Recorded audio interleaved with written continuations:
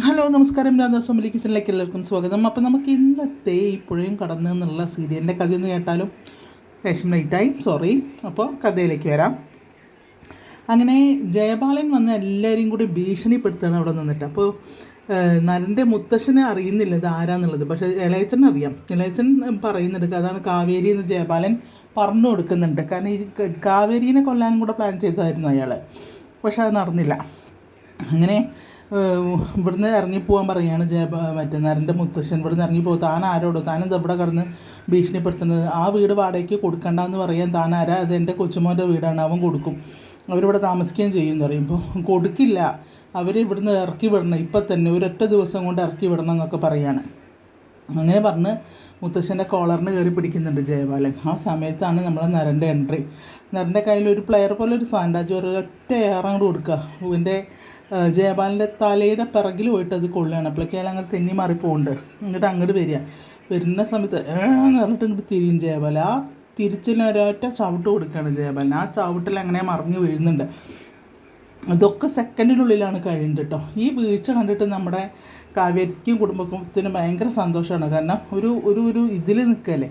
അവിടുന്ന് അയാൾ ഇങ്ങോട്ട് എഴുന്നേറ്റ് വരുന്ന സമയത്ത് പിടിക്കും ജയപാലിനെ. പറയും, നീ ആരാടാ എൻ്റെ വീട്ടിൽ വന്നിട്ട് അധികാരം കാണിക്കാൻ, ഞാൻ എൻ്റെ മുത്തശ്ശി പറഞ്ഞ വീട് ഞാൻ വാടകയ്ക്ക് കൊടുക്കും ചെയ്യും, അപ്പോൾ അവരിവിടെ താമസിക്കുകയും ചെയ്യും, നീ ആരാ അവരെ പറഞ്ഞയക്കാമെന്ന് പറയും. അപ്പോൾ പറയും, നീ അവരെ പറഞ്ഞയച്ചിട്ടില്ലെങ്കിൽ എൻ്റെ സ്വഭാവം അറിഞ്ഞ് ഞാൻ നിന്നെ വിളിച്ച് പറഞ്ഞതാണ് അവരുടെ താമസിപ്പിക്കേണ്ടെന്നുള്ളത്. അത് പറയാൻ നീ ആരാ, എൻ്റെ വീടാണത്, എനിക്ക് ഇഷ്ടമുള്ളവർക്ക് കൊടുക്കും, എൻ്റെ മുത്തശ്ശി എത്ര കാലം അവരോട് ഇവിടെ താമസിക്കാൻ പറയുന്നു അത്രയും കാലം അവരോട് താമസിക്കുകയും ചെയ്യും, നീ എന്താ ചെയ്യാമെന്നത് കാണട്ടെ എന്ന് പറയും. നിനക്ക് എന്നെ അറിയില്ല, ഞാൻ പുഷ്പവാടിയിൽ വന്ന് ചോദിക്കണം ഞാൻ ആരാണെന്നുള്ളത്. അപ്പോൾ പറയും, നിനക്ക് എന്നെ അറിയില്ല, നീ എന്നോട് ഇവിടെ എന്നെക്കുറിച്ച് ഇവിടെ അന്വേഷിക്കുക, അപ്പം അറിയാം ഞാൻ ആരാന്നുള്ളത് എന്ന് പറയാം. അങ്ങോട്ടും ഇങ്ങോട്ടും ആക്കും അത്. അപ്പോൾ പറയും, ഒരൊറ്റ ദിവസത്തിൻ്റെ ഉള്ളിൽ അവർ ഈ വീട് ഒഴിപ്പിക്കണം എന്ന് പറയുകയാണ് മറ്റേ ഇവൻ ജയപാലൻ നരനോട്. അപ്പോൾ നരനെ പിടിച്ച് മാറ്റണമൊക്കെ ഉണ്ട്, ചെറിയച്ഛനും മുത്തച്ഛനൊക്കെ വന്ന് മാറ്റിയിട്ടുണ്ടാവും. ഇയാളെ പിടിച്ച് കൊണ്ടുപോയി തള്ളി മറിച്ചിടുന്നുണ്ട് കേട്ടോ ഇയാളെ. പറയും, വേണ്ട മോനെ വീട് എന്നൊക്കെ പറയുന്നുണ്ട്. അപ്പോൾ ഒരു ദിവസം കൊണ്ട് ഇവർ മാറ്റിയിട്ടില്ലെങ്കിൽ ഞാൻ ആരാന്ന് കാണിച്ചു തരാമെന്ന് പറയും.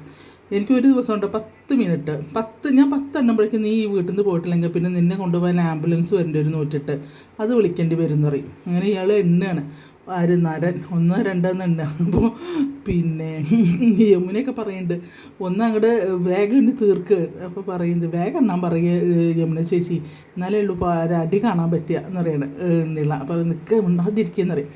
അങ്ങനെ ഇയാൾക്ക് മറ്റേ നരങ്ങാട് മെയ്യാണ് കേട്ടോ ഇയാളോട്. ഇപ്പോൾ മുത്തശ്ശി അറിയാം അവനാണ് ആൺകുട്ടി എന്ന് പറയാണ് കേട്ടോ. അങ്ങനെ പിന്നെ ബാക്കി എണ്ണല് 7 വരെ നരനാണ്. പിന്നെ 8 9 10 പറഞ്ഞിട്ട് തന്നെ ജയപാലൻ തന്നെ കാറ് കയറും. നിന്നെ ഞാൻ അങ്ങനെ വെറുതെ വിടില്ല, നീ ചെവിയെന്ന് വിളിക്കുമെന്ന് പറയുമ്പോൾ, നീ ഇങ്ങോട്ട് വാടാ, നിന്നോട് ഞാൻ പറഞ്ഞില്ല നേരിട്ട് വരാൻ, എന്നിട്ടല്ലേ നീ വന്നത്, വാ നമുക്ക് ഏറ്റുമുട്ടാം, നീ ഒന്നും ചെയ്യില്ല, ഒരു ചെക്കും ചെയ്യില്ല, നിൻ്റെ കളിയൊക്കെ അങ്ങ് മതി എന്ന് പറയും. അങ്ങനെ അവർ പോവുകയാണ്. പോകുന്ന സമയത്ത് ഇതെന്താണ് കഥ എന്നൊക്കെ ചോദിക്കും. അപ്പോൾ ഇവന് ദേഷ്യം വരിക നരൻ വേഗം പോയിട്ട് ഉമ്മർത്ത് സ്റ്റെപ്പിൽ പോയിട്ട് ഇരിക്കുന്നുണ്ട്. അപ്പോൾ പറയും, എൻ്റെ മുത്തശ്ശിനെയും ഒരാൾ തൊട്ടിട്ടുണ്ടെങ്കിൽ വേരൽ ഞാൻ വിട്ടു, ഞാൻ എന്നിട്ട് അത്രയും അവൻ അവിടെ വന്നിട്ട് മുത്തശ്ശൻ്റെ കോളറിനെ പിടിച്ച സമയത്ത് ഒരാളെയും കണ്ടില്ലല്ലോ ചോദിക്കാൻ എന്ന് പറയാണ്. അപ്പോൾ ഇളയച്ചൻ പറയും, ഞാൻ മൗനെ ചോദിച്ചതാന്ന് പറയുമ്പോൾ മിണ്ടണ്ടെന്ന് പറയും, മിണ്ടി പോകരുതെന്ന് പറയും. അങ്ങനെ അവിടുന്ന് പറയും, ഒരു കാര്യം ഞാൻ പറയും, എൻ്റെ മുത്തശ്ശി ആരെങ്കിലും തൊട്ട് കഴിഞ്ഞാൽ എൻ്റെ സ്വഭാവം മാറും, അതാരായാലും ശരി എന്നൊക്കെ പറയുന്നുണ്ട് കേട്ടോ. അപ്പോൾ ഈ കണ്ട ആൾക്കാർക്ക് വേണ്ടിയിട്ട് എന്തിനാണ് നമ്മൾ തല്ലാൻ നിൽക്കുന്നത് എന്ന് ചോദിക്കുകയാണ് ഇളയച്ചൻ. അപ്പോൾ പറയും, ജയപാലനെ അറിയിക്കുമ്പോൾ ഞാനറിയില്ല എന്ന് പറയും. അപ്പോൾ എവിടുന്നോ വന്നത് എനിക്കറിയില്ല അയാളെന്ന് പറയും. പക്ഷേ ഇയാൾ നരൻ പറയും, ഒരു കാര്യം പറയാനുള്ള വെച്ചാൽ നിങ്ങൾക്ക് അറിയില്ല എനിക്കറിയില്ല, അവൻ്റെ പിന്നിൽ ആരായാലും ശരി അവരെ ഞാൻ വെറുതെ വിടില്ല, അതുപോലെ എൻ്റെ മുത്തശ്ശനെ തൊട്ടവനെ എന്നിങ്ങനെ പറഞ്ഞിട്ട് ഇയാൾ അങ്ങനെയായിട്ട് കയറി പോവാണ്.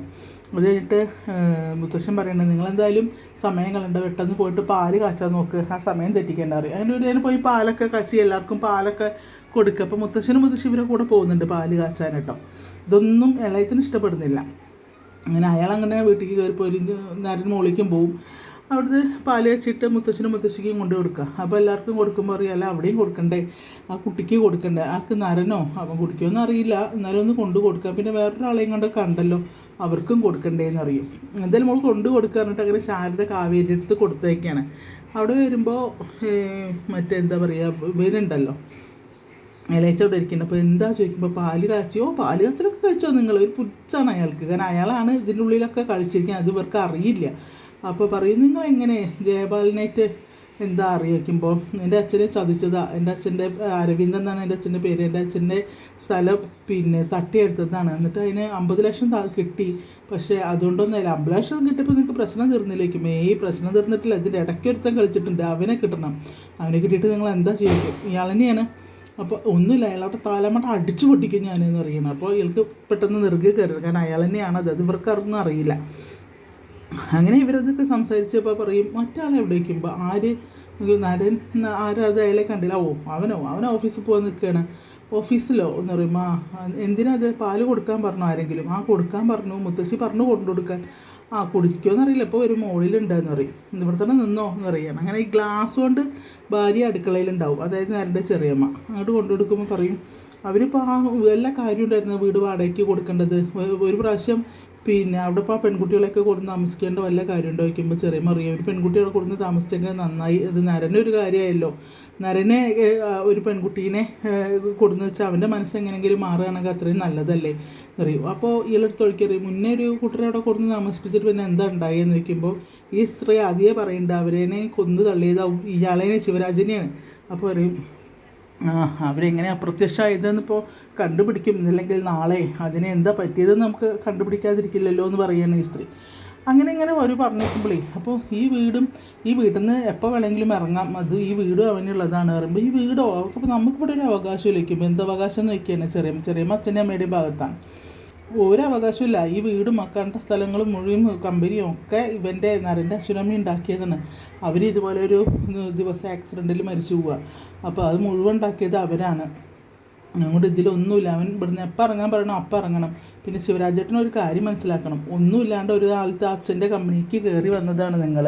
അന്ന് അച്ഛൻ ദയ കൊണ്ടാണ് നിങ്ങളിവിടെ നിർത്തിയത്. അന്ന് എനിക്ക് നിങ്ങളെ ഇഷ്ടമായതുകൊണ്ട് നിങ്ങളെ തന്നെ കല്യാണം കഴിക്കണമെന്ന് പറഞ്ഞുകൊണ്ടാണ് അച്ഛൻ ആ കല്യാണം നടത്തി തന്നത്.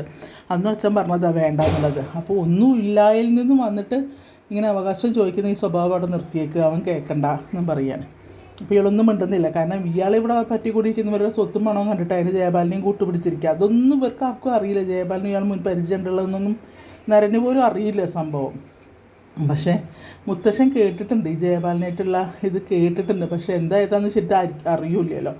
അങ്ങനെ നിൽക്കുന്ന സമയത്താണ് നമ്മളെ നരൻ അങ്ങനെ ഇറങ്ങി പോകുന്നത്. അപ്പോൾ ഇവള് ചായക്കപ്പം പിടിച്ചുകൊണ്ട് നിൽക്കുക. ചായക്കപ്പം പിടിച്ച് നിൽക്കുന്ന സമയത്ത് ഇവൻ പെട്ടെന്ന് അങ്ങോട്ട് പോകുമ്പോൾ ഇവള് പിന്നാലെ പോകുന്നുണ്ട് ചായക്കപ്പം കൊണ്ട്, ചായയല്ല തിളപ്പിച്ച പാലും കൊണ്ട്. അപ്പോൾ അവനത് ശ്രദ്ധിക്കുന്നില്ല, അവനങ്ങനെ കാറ് കയറും. അപ്പോഴേക്കും ഒരു കോള് വരുന്നു. ആ കോള് കഴിഞ്ഞ് ഇവൻ ഡോർ വലിച്ചടയ്ക്കുമ്പോഴേക്കും ഇവളുടെ കയ്യിലുള്ള പാലും ട്രേ ഉണ്ട്, അതാണ്ട് തട്ടാണ്, അറിയാതെ തട്ടുന്നതാണ്. അങ്ങനെ ഇപ്പോൾ അവൾക്ക് ദേഷ്യം വരുന്നുണ്ട് കാവേരിക്ക്.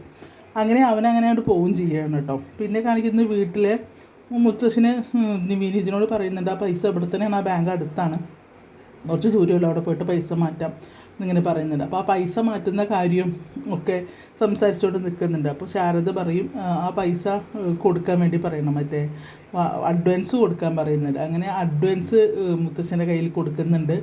അപ്പോൾ അങ്ങനെ ഇവരവിടെ കയറി താമസമാക്കി, പാലൊക്കെ കാച്ചി കയറി താമസമൊക്കെ ആക്കിയിരിക്കുകയാണ്. ഇനി വരുന്ന കളികളൊക്കെ കാണാൻ നമ്മളെ കാവേരീനെ ടൗണിൽ വെച്ചിട്ട് നമ്മൾ നിവിൻ കാണുന്നുണ്ട് കേട്ടോ. മറ്റവൾ വിളിച്ച് ഭീഷണിപ്പെടുത്തുന്നുണ്ട്, അതൊക്കെ നാളെയാണ്. അപ്പോൾ ഇന്ന് ഇത്രയൊക്കെയാണ് നമ്മുടെ ഈ പുഴയും കടന്ന് ഞാൻ ചുരുക്കി പറഞ്ഞതാണ് കേട്ടോ. നിങ്ങൾക്ക് ഇഷ്ടമാണെങ്കിൽ സബ്സ്ക്രൈബ് ചെയ്ത് ബെല്ലൈക്കടൊക്കെ നമ്മുടെ ലൈക്കൊക്കെ ചെയ്ത് നമ്മളിന്ന് സപ്പോർട്ട് ചെയ്യാൻ മറക്കരുത്. അപ്പോൾ എല്ലാവർക്കും നല്ലൊരു ദിവസം ആശംസിക്കാം. എന്തായാലും ജയപാലിൻ്റെ ഒരു കളിയും ഇനി ഇവിടെ നടക്കില്ല, ഇവർക്ക് നടക്കില്ല. ഇവർക്ക് പ്രൊട്ടക്ഷനായിട്ട് നരനുണ്ടെന്ന് മുത്തശ്ശൻ പറയുകയും ചെയ്തു. ഓക്കെ.